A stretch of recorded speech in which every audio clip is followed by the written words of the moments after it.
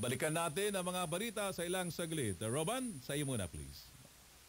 Radyo Pilipinas is on Viber. Viber.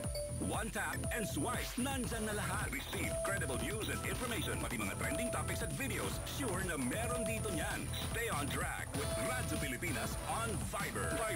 Pick up real news. Catch the latest and biggest stories. Search Radyo Pilipinas on Viber and hop in to our community. This is a public service announcement.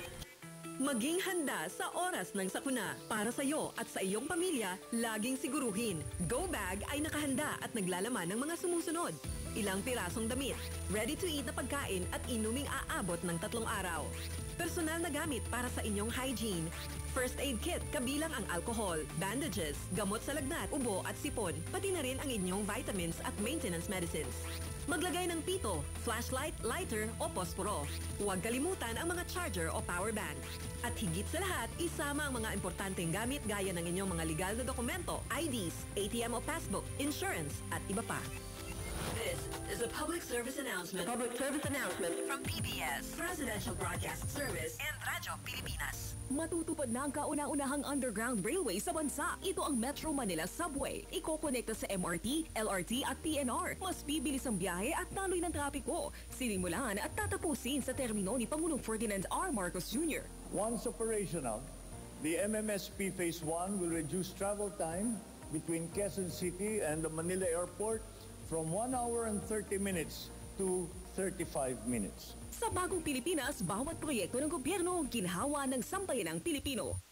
Libreng access sa National Museum sa Cebu naging posible sa ilalim ng pamahalaang Marcos. Museums are considered valuable cultural assets to a nation as they build a sense of community, document history, inspire creativity, promote tourism, and unite people through a shared heritage. Ilang lokal at banyagang turista lubos ang pasasalamat sa pagbubukas ng National Museum sa Cebu. Maganda, tsaka yung mga bata nag-i-enjoy talaga dito sa loob ng museum kasi madaming makikita. Marami silang matututunan dito sa loob ng museum. We don't have that long to do this sort of cultural exploration, so we were drawn to coming to the National Museum of Philippines because we felt that it quite nicely condenses the history of Philippines for us. Tuklasin ang mayamang kasaysayan ng bansa sa 5 galleries ng National Museum Cebu. Tara na sa NMP Cebu, bisita na kamo. We are open from Tuesdays to Sundays, 9 a.m. to 5 p.m. Dali na!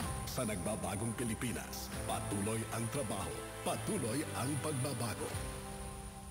Kalusugan ang pinakamahalagang yaman at ano pa man ang estado sa lipunan, bawat isa pangangalagaan, walang maiiwan dahil sa bagong Pilipinas, bawat buhay mahalaga. Sa ilalim ng 8-point agenda ng kagawaran ng kalusugan ng Administrasyong Marcos, hindi na lang pangarap ang masiglang Pilipinas. Bawat Pilipino, ramdam ang kalusugan. Ginawang accessible ang pagbabakuna, interbensyon sa nutrisyon, serbisyong maternal at mental health, at pinag-ibayo ang kapabilidad sa pag-detect, paggamot at pagkontrol sa mga sakit na hindi nakakahawa o non-communicable diseases para sa mas ligtas, dekalidad at mapagkalingang serbisyo. Pinaunlad din ang teknolohiya para sa mas mabilis na serbisyo. Para sa bawat komunidad, ang kalusugan ay pangunahing prioridad.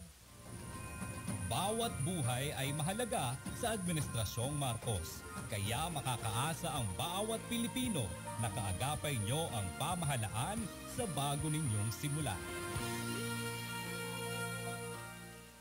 Pagkawasak ng mga ari-arian at pagkalagas ng mga bahay, yan ang maaaring idulot ng malakas na lindol.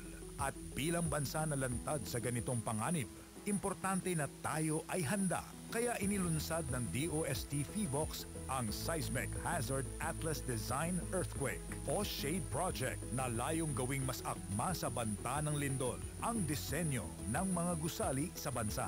Sa atlas na ito, makikita rin ang mga lugar na lantad sa malakas na pagyanig. Maging ligtas at handa sa lindol kasama ang DOST PHIVOLCS. pagkamit ng kapayapaan at pagkakaisa, pinaigting pa ni Pangulong Ferdinand R. Marcos Jr. ang police visibility sa bansa. Gumagamit ng crime map ang pambansang pulisya upang matukoy ang mga lugar na kinakailangan ng dagdag puwersa. Mula July 2022 hanggang November 2024, nakapagtala ng 75,000 na krimen, mas mababa sa higit 238,000 noong 2016 hanggang 2018. We are on track towards a safe, secure, and empowered bagong Pilipinas.